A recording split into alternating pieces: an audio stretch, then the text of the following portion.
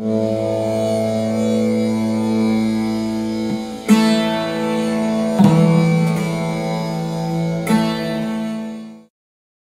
does one select a path to follow? For example, Kriya Yoga, Vedanta, Bhakti, etc. Singing the Ramayana, for example, brings me to tears routinely since it tugs at the heartstrings. Listening to Vedantic talks is so utterly logical that it appeals to the scientist in me. However, I do not want to dig the proverbial well in too many places looking for water. It appears this is a question that one has to answer for oneself, but I am hoping for your guidance for a way out of this dilemma, for those of us who are still living active samsaric lives.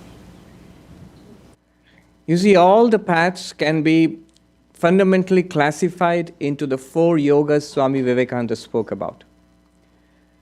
Gyana Yoga, the path of philosophical discrimination, where we realize that I am Brahman by an intuition by philosophy. Then there is the path of meditation, Raja Yoga or Patanjali Yoga, where the idea is to meditate, to calm the mind down so that the truth becomes evident, that I am the witness self. Then there is the path of love, which is the most common in all the religions of the world, where there's faith in God and love and surrender to God and trying to live a godly life. Then there's the path of converting our actions into spiritual practice, the path of service, karma yoga.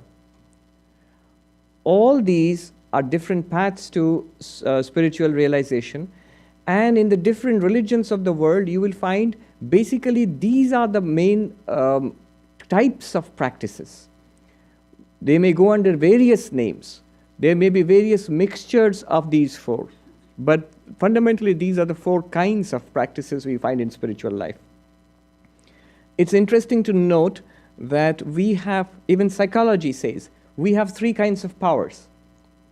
There is the cognitive domain, thinking. There is the cognitive domain, will, doing something. And there is the affective domain, emotion, feeling. These are the 3 aspects of our psyche. And you can easily see that the 3 of them are related to 3 of the yogas. One of them is related, the cognitive domain is related to Gyana Yoga, the affective domain to Bhakti Yoga, and the cognitive domain to Karma Yoga. And Raja Yoga, of course, is the power of concentration, of focus. So all of these powers are present in each of us. Swami Vivekananda, he pointed out that people are different. The same size shirt will not fit any 2 persons. So people are different. We have different natures. Some are more active. Some are more contemplative. Some are by nature more rational and inquisitive. Some are devotional. They find it much easier to love and surrender.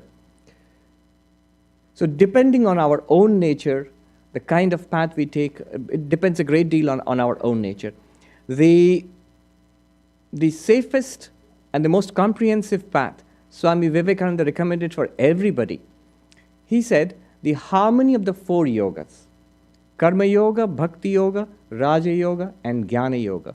It is the harmony of the 4 yogas that is the path that is most suitable for our modern age. In our lives, we should have a component of a philosophy, of reasoning, of understanding. We should have a component of meditation, daily meditation, and a component where you love and worship and adore God in whatever form, that is your tradition or what appeals to you. And also make sure that our lives are of use to others in Karma Yoga. So all of these 4 yogas are part of our spiritual practice. If you see the emblem of the Ramakrishna order, you find it, I think, here in the lectern. Emblem of the Ramakrishna order, which Swami Vivekananda designed here in the Vedanta Society of New York. He said that the emblem represents all the 4 aspects. You have the wavy waters, which represent karma. You have the sun of knowledge rising in the back, Gyana Yoga. You have the lotus of bhakti. And then you have the encircling serpent, which represents the power of Kundalini, which in turn represents yoga, Patanjali Yoga, the power of concentration. So by understanding, by devotion, by action, and by meditation, one can realize God. This is what he recommended. Now, depending on our nature, the particular mix that we will follow will vary.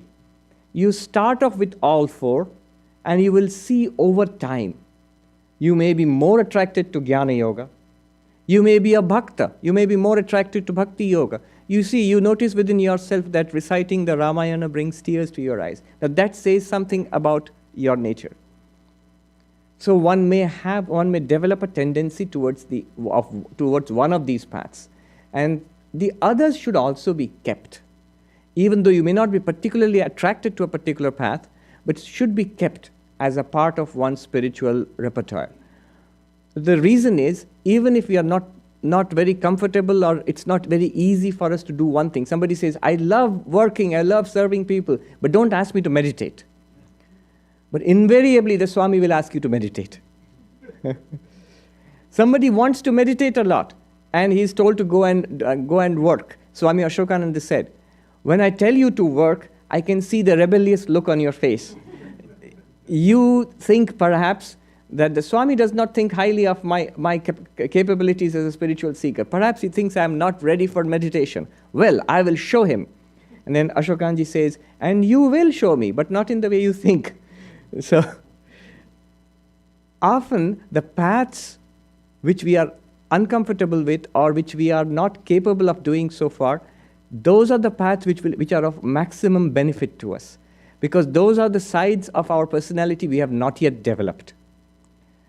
It's good to operate in a zone of minimal discomfort. In a zone of absolute comfort, growth is not possible. In a zone of great discomfort, again, growth is disturbed. But some discomfort where you are pushing yourself a little beyond your present capabilities, that's when we grow. So the harmony of the four yogas is to be kept in one's spiritual life.